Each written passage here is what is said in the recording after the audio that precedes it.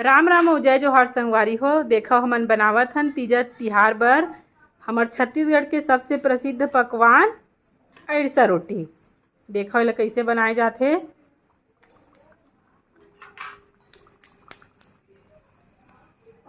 हाथ में बने थप्पड़ के तेल लगा के एला सुंदर गोलिया दिस और ये तेल में चल दिस और देखो कैसे फकले है फूले हवे।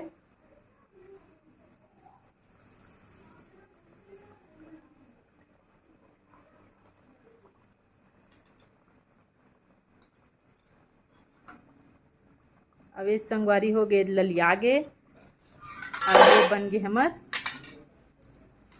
अइड़सा। देखो कतका कन हमर मन के रोटी बने हैं। ये हरे छत्तीसगढ़ के सबसे प्रसिद्ध पकवान अइड़सा। छत्तीसगढ़ में आए अइड़सा नहीं खाओ तो आप मन कहीं नहीं खाओ।